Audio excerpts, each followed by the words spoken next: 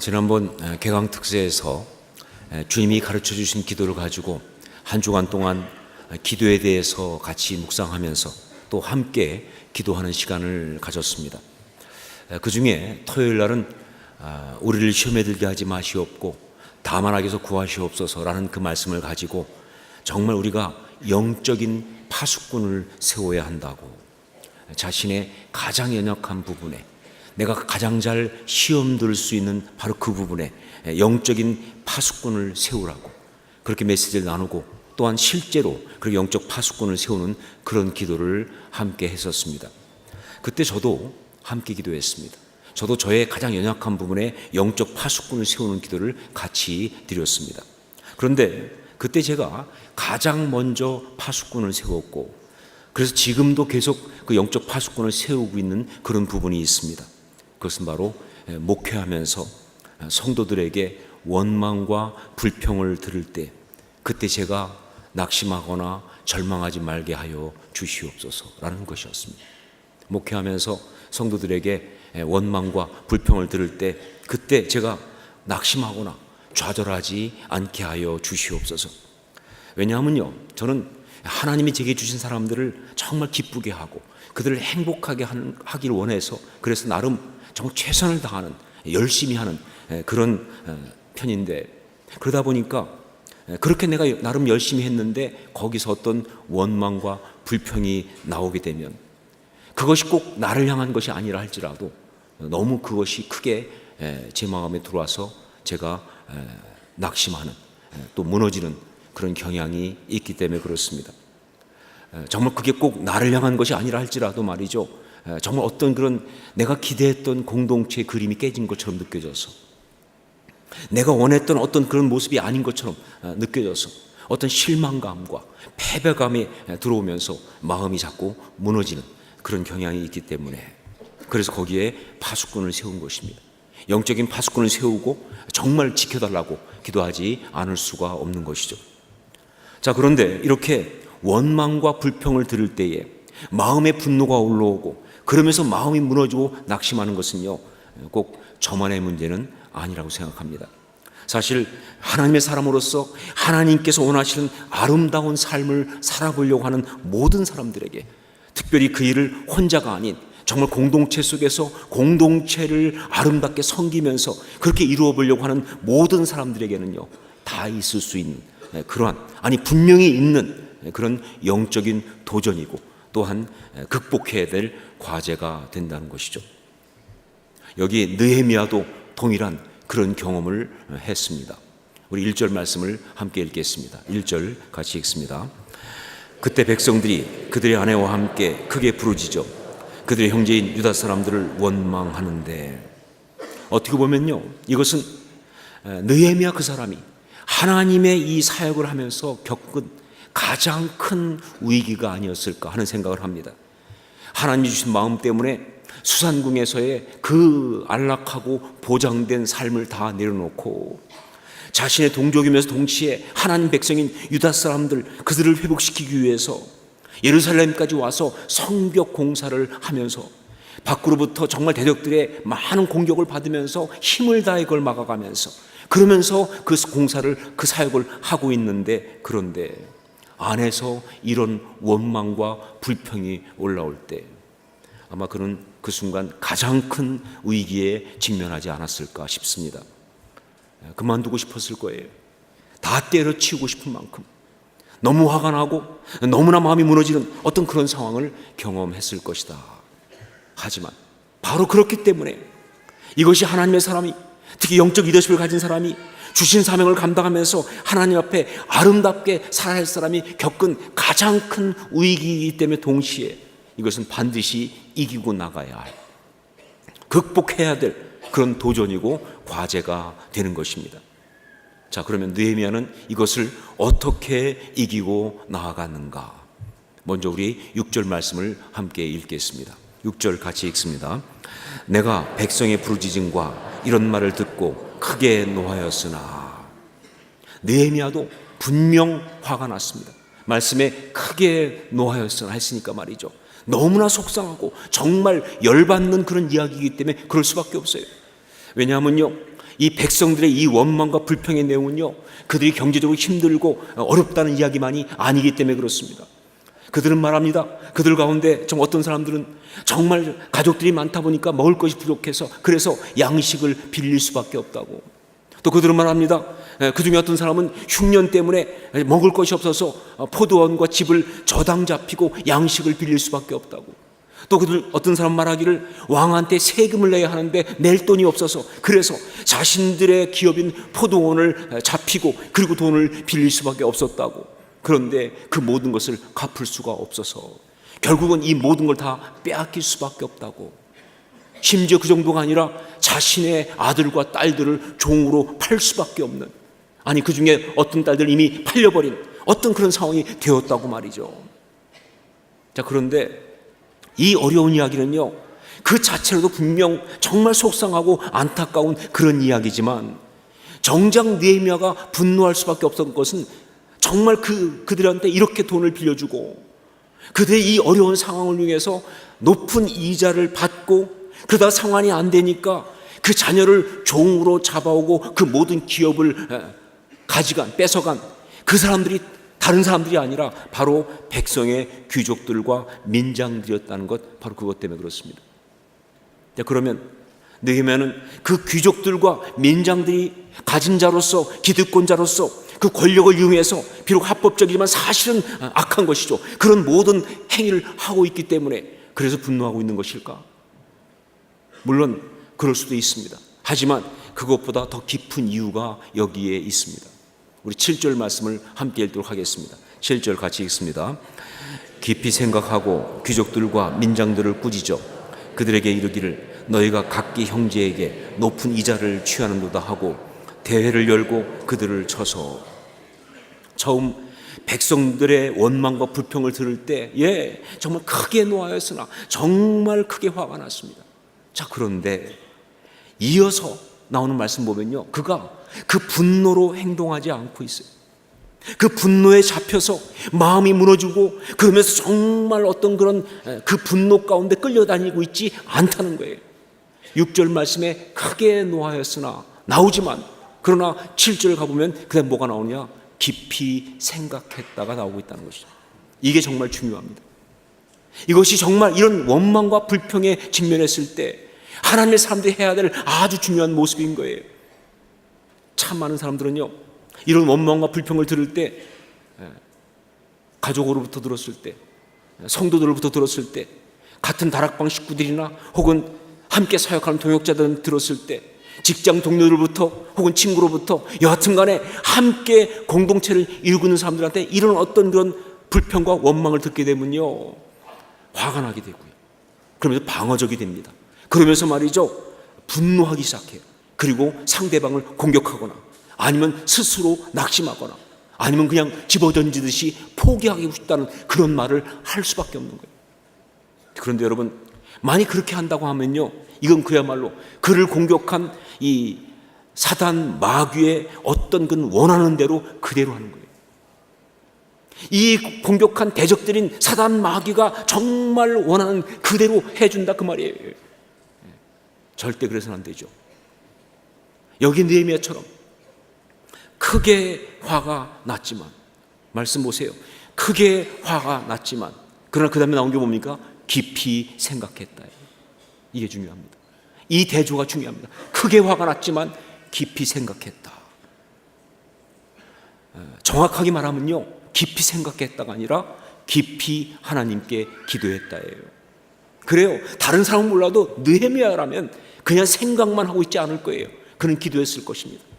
그러니까 이 대조가 기가 막힌 거예요. 크게 화가 났지만 깊이 하나님 앞에 기도했다는 것이죠. 이게 정말 중요한 것입니다. 자, 그렇게 깊이 생각을 해보니까, 즉 그렇게 하나님 앞에 기도해 보니까 깨닫게 되는 것이 있었습니다. 그건 바로 뭐냐? 스피릿의 문제였다 하는 사실. 이 모든 것은 스피릿의 문제다라는 것입니다. 그러니까 여기에 뭐 빈부의 격차가 있다든가 아니면 재정의 궁핍에 어떤 문제가 있다든가 혹은 경제 정의에 어떤 문제가 있다든가 하는 것보다 더 심각한 것은 뭐냐? 같은 공동체를 이루고 있는데 지금 함께 이 공동체를 정말 온전히 회복하기 위해서 성벽을 쌓고 있는데도 불구하고 이 공동체를 덮고 있는 그 스피릿이 너무나 개인적이고 너무나 이기적인, 그야말로 반공동체적인 그런 스피릿, 그것이라는 것을, 바로 그것이 문제라는 것을 깨달은 것이다 하는 것이죠. 자기의 문제에 빠져서 다른 사람을 원망하고, 같은 공동체에서 자기 이익을 챙기다가 보니까 우리가 아니라 남이 되는 어떤 그런 분열이 생기기 시작하고, 다른 지체의 고통이 전혀 아랑곳하지 않는 어떤 그런 심각한 단절, 그런 스피릿이 지금 문제인 거예요. 영적으로 정말 심각한 문제고요. 그렇기 때문에 이걸 부수고 이걸 뒤집는 것이, 그게 정말 중요한 과제고, 이 상황 속에서 신앙의 사람으로 해야 될 아주 중요한 결단이었다 하는 것이죠. 무슨 근거로 이렇게 보느냐, 이 말씀을 보면서 이게 반공동체적 스피릿의 문제라고 어떻게 그렇게 볼 수 있느냐, 그 답을 위해서 7절 말씀을 다시 한번 읽겠습니다. 7절 같이 읽습니다. 깊이 생각하고 귀족들과 민장들을 꾸짖어 그들에게 이르기를 너희가 각기 형제에게 높은 이자를 취하는도다 하고 대회를 열고 그들을 쳐서. 여기 말씀 보면요, 먼저 우리가 볼 게 뭐냐, 너희가 각기 형제에게 높은 이자를 취하는도다, 이 말이에요. 다른 사람 아니고 형제에게. 그 다음에 이어서 나온 게 뭐냐, 그래서 대회를 열었다는 거예요. 이것이 아주 중요한 근거가 됩니다. 여러분, 이 대회라는 것, 이것은요 히브리어로 케히라라는 말과 그리고 가돌이라는 말이 합해진 말입니다. 그런데 이 가돌이라는 말은요 크다라고 하는 그런 뜻이기 때문에 대회 그럴 때 대자에 해당하는, 큰 대자에 해당하는 그런 말이고요. 그러니까 정말 중요한 것은 케이라, 이것인데, 이 케이라는 총회 혹은 회중을 뜻하는 그런 말인데, 이것은요 카할이라고 하는, 소집하다, 모으다라는 말, 그 말에서 왔습니다. 그런데 이 카할이란 말이 굉장히 중요한 말이에요. 이게 신약으로 가면 어떤 말로 바뀌느냐, 이 카할이 바로 에클레시아, 즉 교회가 된다는 것이죠. 그러니까 이 케이라는요 공동체를 말하는 히브리어입니다. 그렇습니다. 이 상황에서 굳이 느헤미야가 대회를 연 것은요 단지 그냥 뭐 한꺼번에 처리하겠다는 것이 아니라, 정말 이 상황 속에서 가장 문제가 되는 것이 바로 반공동체적인 바로 그런 것이라고 봤기 때문에 그런 거예요. 그것도 그냥 단지 반공동체적인 어떤 정서라든가 그런 분위기라든가 그런 것이 문제가 아니라 이것은 스피릿의 문제가 있다고 본 거예요. 어떻게 그렇게 볼 수 있느냐, 그런 대회를 열었을 때 그냥 열어가지고 그 앞에서 어떤 그런 그 민장들이라든가 관리들을 불러가지고 야단치면서 그러면서 하지 말라고 말하고 판결하고 끝난 것이 아니기 때문에 그렇습니다. 그 대회는요 그렇게 사람들 앞에서 그들을 판단하고 이야기하고 끝난 대회가 아니라, 바로 그 모든 자리에서 그 모든 사람도 하여금 제사장 앞에서 맹세를 하게 했어요. 언약과 율법을 받듯이, 그리고 이 문제를 가지고 강력하게 말씀을 선포하듯이 선포하고, 우리 가운데 이런 일은 있으면 안 되겠다. 모든 사람들도 하여금 그 말씀에 대해서 아멘으로 화답하게 했어요. 그리고 나서 하나님을 찬송하는 부흥회로 갔다는 사실, 이건 바로 스피릿, 즉 영적인 문제라는 것이죠. 그래요, 느헤미야가 그렇게 분노했고, 그래서 그렇게 강력하게 바로잡으려고 했던 것은 바로 뭐냐, 어느새 그들 가운데 와서 자리 잡고 있는 그 개인주의, 그 이기심, 그 반공동체적인 그 생각들, 죄성, 바로 그거예요. 남이 어떻게 되든 상관이 없습니다. 나만 잘 살면 된다고 하는 그 생각들, 그런 이기적인 생각, 그런 자기중심적인 생각, 그런 개인주의적인 스피릿, 이것은요 성벽을 쌓지 못하게 하는 어떤 공격보다도 더 아주 심각한, 아주 더 무서운 그런 공격이라고 본 것입니다. 하나님의 공동체를 파괴하고 있는, 그래서 하나님의 사람들을 하여금 정말 아름답고 행복할 수 없게 만드는 아주 교활하고 악한 것이다 라고 본 것이죠. 여러분, 사람은 반드시 아름다운 삶을 살기 위해서, 그리고 성공적인 삶을 살기 위해서 어떤 모양이든 간에 공동체 가운데 있어야 합니다. 혼자 살면서는요 절대 행복할 수가 없어요. 혼자 살면서 행복할 수 있는 사람은 없는 거예요. 혼자서는요, 아무리 멋있고 화려하게 살아도 절대로 그것이 멋있는 것도 아니고 화려한 것도 아닙니다. 예를 들어 볼까요? 혼자서 말이죠, 진수성찬을 차려놓고 먹는다고 생각해 보세요. 그게 멋있나? 그게 화려한가? 아니요, 애처롭지요. 안쓰럽습니다. 그거는요, 그럼 정말 상처 때문에 스스로 온통 가시 철망을 쳐놓고 그 가운데 갇혀있는 것과 똑같은 모습이에요. 정말 그 가운데서 절망적인 고독의 몸부림을 치고 있는 그런 것일 뿐이다, 그 말입니다. 사람은요, 공동체 속에 살아야 합니다. 사람은 공동체를 이루고 살아야 하는 거예요. 그래야 아름답고 그래야 행복할 수 있는 거예요.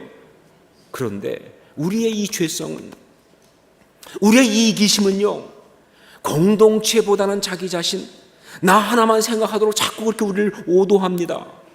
혼자서도 잘 살 수 있다고, 또 그렇게 사는 것이 어떤 때는 더 지혜로운 것이라고 그렇게 우리를 혼동시키는 거예요. 남들이 어떻든 내 것이 중요하지 않느냐, 내가 정말 스스로 혼자서 이거 하는 것이 중요하지 않느냐라고 하는 것. 특별히 이 사회가 그래요. 이 시대가 더 그렇습니다. 이 시대의 사상과 문화가 다 그렇습니다. 너 혼자도 잘 살 수 있다고, 너 혼자 너를 지키기 위해서 마음과 삶의 문을 닫고 살아도 괜찮은 거라고, 그렇게 살아도 행복할 수 있다고. 네, 여러분, 절대로 아닙니다. 절대로 아니에요. 절대로 그럴 수 없습니다. 느헤미야가 본 것처럼 말이죠, 반공동체적인 그 스피릿은요, 바로 하나님을 대적하는 죄의 스피릿이에요. 그러니까 하나님의 사람이라면, 하나님의 사람으로 아름답게 살기 원한다고 한다면요, 반드시 바꿔야 하고, 그리고 반드시 버려야 할 그러한 악한 스피릿이라고요. 왜냐하면요, 하나님은 처음 우리를 지을 때부터 홀로가 아니라 더불어 살게 하셨거든요. 그것이 바로 창세기 2장 18절 말씀 아닙니까? 사람이 혼자 사는 것이 좋지 아니하니. 해석의 여지가 없어요. 말 그대로입니다. 사람이 혼자 사는 것이 좋지 아니하니. 또한 하나님의 형상을 이루도록 하셨는데, 그런데 그 하나님의 형상, 그 아름다움을 혼자서가 아니라 공동체 속에서 이루도록 그렇게 말씀하셨어요, 하나님이. 그것이 창세기 1장 28절 말씀 아닙니까?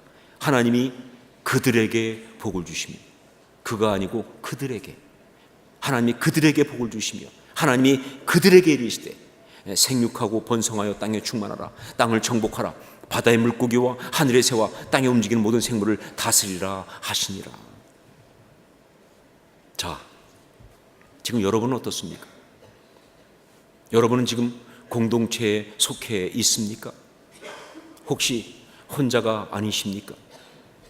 만일 내가 정말 정직하게 봤을 때 내가 지금 공동체에 속하지 않고 사실은 혼자다라고 여겨지신다면 지금 이 순간부터 삶의 방식을 바꾸셔야 합니다. 정말 아무리 힘들어도요, 자신을 열고 공동체 속으로 들어가야 되는 거예요. 상처받을 각오하고 나를 내려놓고 정말 공동체 속으로 들어가야 되는 거예요. 그게 맞는 거예요. 그게 바른 것입니다. 그래야 돼요.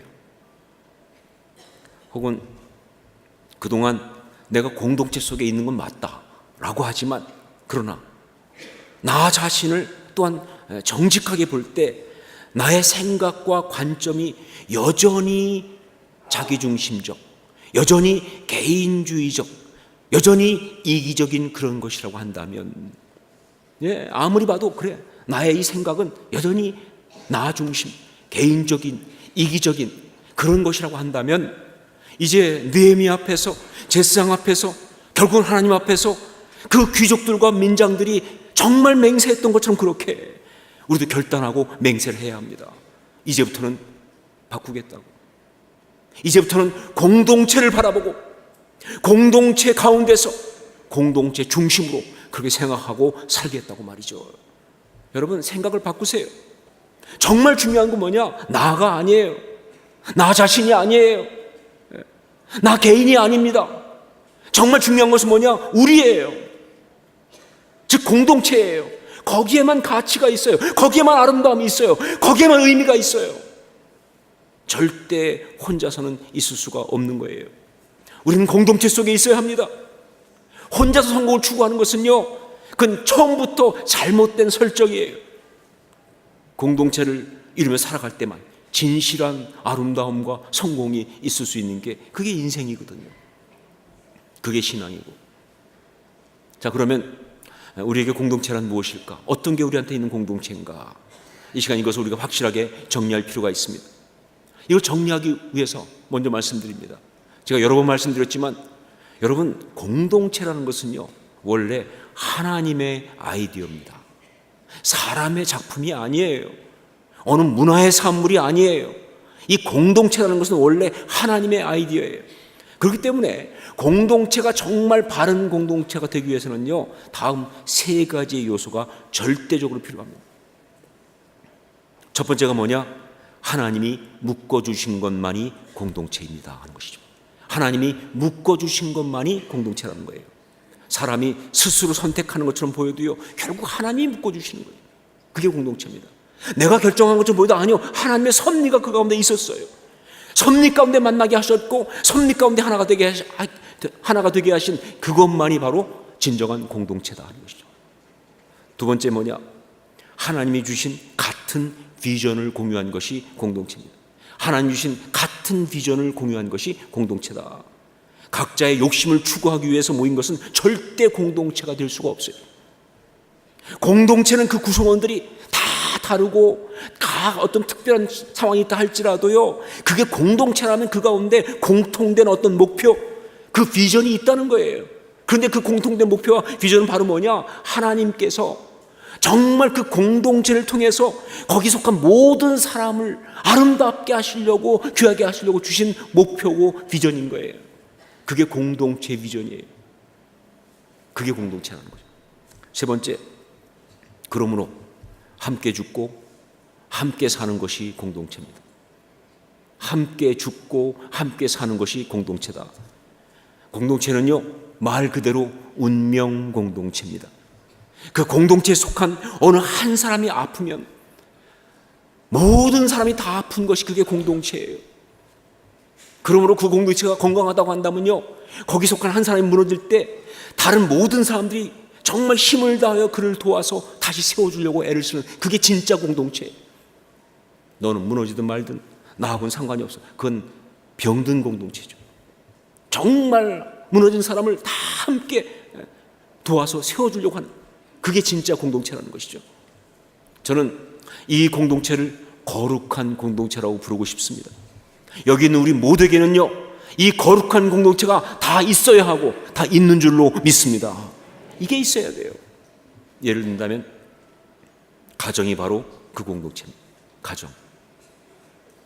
또한 비전을 가지고 하는 사업이나 직장이 그런 공동체가 될 수 있습니다. 또한 사역을 위해 모인 어떤 모임이 또한 그런 공동체가 될 수 있습니다.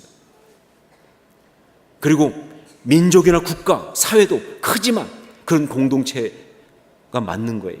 그것도 공동체입니다. 그러나 무엇보다 우리에게 중요한 것, 바로 교회가 그런 공동체입니다. 교회가. 이 교회에서 모이는 모든 모임이 다락방이며 공동체며 사역이며 여러 가지가 다 공동체예요. 이것은요 말씀드렸던 것처럼 다 뭐냐? 하나님이 만나게 하신 거예요. 내가 결정한 것도 아니고요 내가 선택한 것도 아닙니다. 사실은 하나님이 만나게 하신 거예요.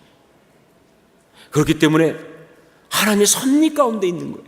하나님의 섭리 가운데 우리를 하나로 묶어주신 것이다 하는 거예요. 그리고 또한 이것은요 드러나 있든지 아니든지 간에 공통의 목표, 같은 비전을 가지고 있습니다. 사실 그것이 바로 우리를 행복하게 하는 거예요. 그 공통의 비전, 어떤 그런 목표를 가지고 있다는 것이죠.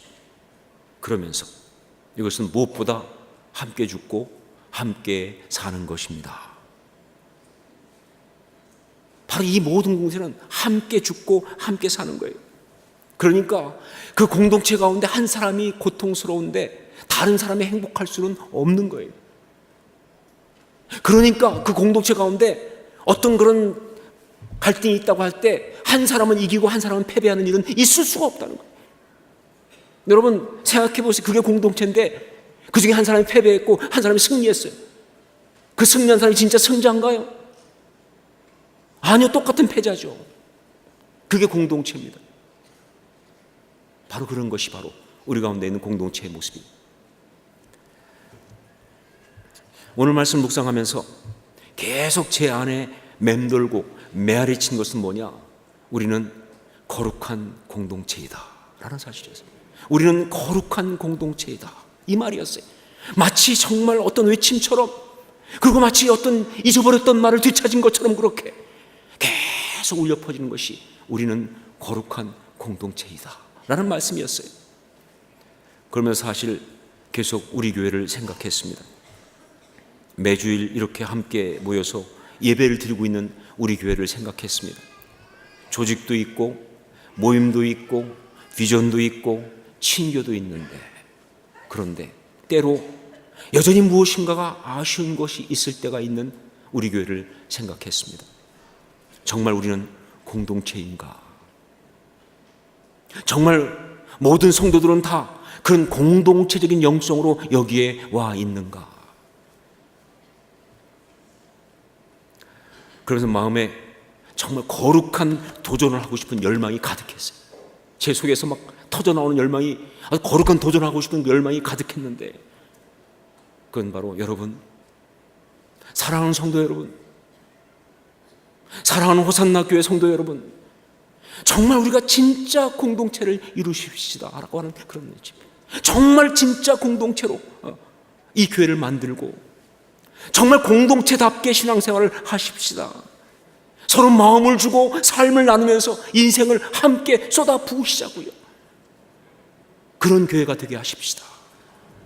그냥 지나가는 곳 말고, 그냥 내가 편할 때 왔다 갔다 하는 곳 말고, 정말 공동체를 우린 함께 이루십시다 라고 하는 그런 외침이 열망처럼 제 마음속에 있었습니다. 그러면서 문득 떠오르는 생각이 하나 있었어요. 어떤 교회에서 그 교회 묘지를 준비하면서 납골당을 만들었어요. 요즘 잘하는 것처럼. 그런데 좀 특이하게 만든 게 뭐냐면, 납골당을 만들어 가지고 보통 납골당 안에 이렇게 각 사람들 유골과 이렇게 놓을 수 있는 칸들을 만드는데, 물론 기념품을 놓을 수 있는 거 만들었지만 이 유골만큼은 어떻게 했느냐, 가운데다가 큰 항아리를 하나 만들어요. 그리고는 그 뼈를 갈아 가지고는 전부 다 거기다 붓는 거예요. 그러니까 성도들이 다 그렇게 섞이는 거예요. 절대 나눌 수가 없어요. 뼈를 갈아 가지고 다 섞었기 때문에 이게 도대체 뭐 구분이 안 가는 거예요. 기가 막힌 생각이었어요. 아, 정말 기가 막히다. 정말 기발한 아이디어다라고 생각을 했어요. 그런데 그러면서 제가 마음속에 들었던 건 뭐냐, 기발한 생각이긴 하지만 전 절대 죽어서 그거 하고 싶은 생각은 없어요. 살아있을 때 하고 싶어요. 여기서. 전 가능하다고 믿습니다.